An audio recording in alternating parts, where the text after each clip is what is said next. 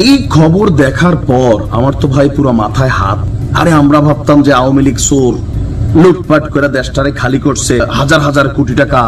এখন শুনি অন্তর্বর্তী সরকার মানে ইউনূসের সরকার গত 8 মাসে বাংলাদেশ থেকে 90,000 টাকা না কোটি টাকা পাচার হয়ে গেছে এই সরকার ক্ষমতায় আসার পর।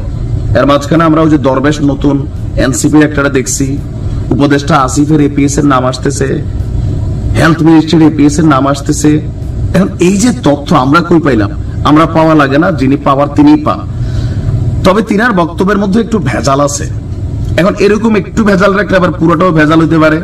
মির্জা আব্বাস যথেষ্ট প্রতাপশালী একজন নেতা বিএনপির, তিনি গতকালকে একটা বক্তব্য দিয়েছেন বিএনপিতে এখন কোনো চাঁদাবাজ নেই। কিন্তু কালকে আমরা দেখছি ওই নারায়ণগঞ্জের এক ভাই ওই টাকা না দিলে তিনি বলছে মিল কারখানা পুরাই দিবে। তো পরে উনি আবার রিপোর্ট হওয়ার পর থাইল্যান্ড পালাইতে গেছিল, সামান্য 200 কোটি টাকার মতো কামাইছে।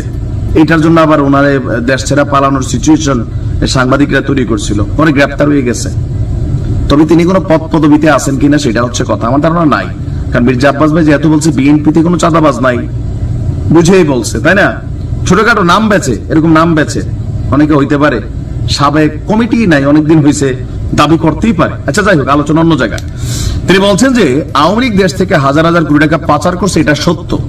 কিন্তু অন্তর্বর্তী সরকারের গত 8 মাসেও দেশ থেকে 90,000 কোটি টাকা পাচার করেছে না, সরকারের লোকজনই চাঁদাবাজির সঙ্গে সম্পৃক্ত, এটাও সত্য। অনেকের নাম আছে, অনেকের বাবার, অনেকের নিজেদের, কোটি না সারা নাকি ডেলি করে না। বিএনপি যখন এই তথ্য দিচ্ছে, মির্জা আব্বাস ভাই যখন অ্যামাউন্ট উল্লেখ করছে 90,000 কোটি, হতে পারে 2-1,000 এদিক সেদিক, বাট সংখ্যা মেনশন করছেন। কুমিল্লাতে গতকালকে তিনি গিয়েছিলেন, আমি দেখছি কুমিল্লা নগরের শিল্পকলা একাডেমি মিলনায়তন ভবনে বিএনপির বিভাগীয় সদস্য ফরম বিতরণ অনুষ্ঠানে গিয়ে তিনি বলছেন যে আগে বিএনপির শত্রু ছিল আওয়ামী লীগ, এখন আমাদের অনেক শত্রু হয়ে গেছে। তবে এসব শত্রুকে বিএনপি কেয়ার করে না। নেতাকর্মীদের উদ্দেশ্যে বলেছেন, অনেকে ভাবছেন এখন বিএনপির সুদিন, কিন্তু এখন বিএনপির সুদিন না। আমাদের দল এখনো ক্ষমতায় আসেনি, ভারপ্রাপ্ত চেয়ারম্যান তিনি বিদেশে আছেন, তাই কেউ উল্টাপাল্টা করে দলের ভাবমূর্তি ক্ষুণ্ণ করবেন না। এই লাইনটা খুবই জরুরি ছিল, খুঁজতেছিলাম এই লাইনটা কই আছে, যাক পাওয়া গেছে।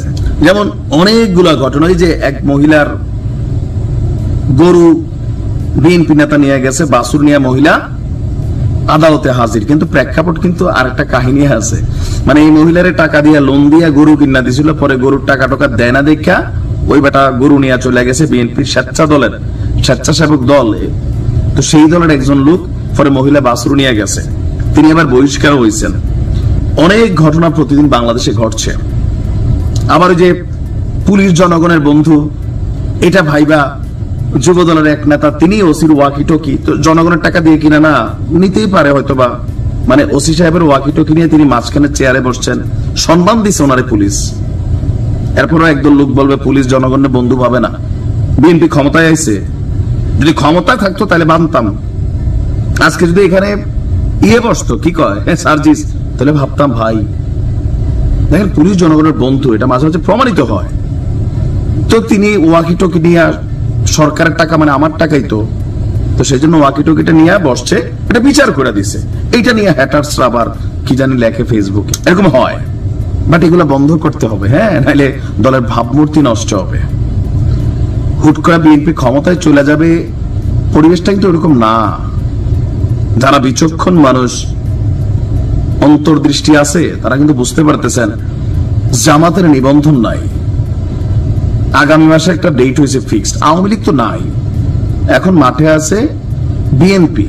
কেউ কেউ বলার চেষ্টা করেন যে এরপরে টার্গেট বলে বিএনপি বাংলাদেশকে বিরাজ দেয়। আমি এগুলো আবার এত সিফা কথা বুঝি না। যাই হোক, আব্বাস ভাইয়ের কথায় আসি। অনেকে বলেন যে তিনি বলছেন, অনেকে প্রশ্ন করেন তারেক রহমান দেশে আসে না কেন। আমি তাদের বলবো তারেক অবশ্যই দেশে আসবেন, সময় হলে আসবেন। মাথায় রাখতে হবে জিয়াউর রহমানকে হত্যা করা হয়েছিল, তাই তারেক রহমানকে ভেবে চিন্তে এগোতে হবে। বিদেশে বসেই বিএনপির কার্যক্রম তিনি চালিয়ে যাচ্ছেন।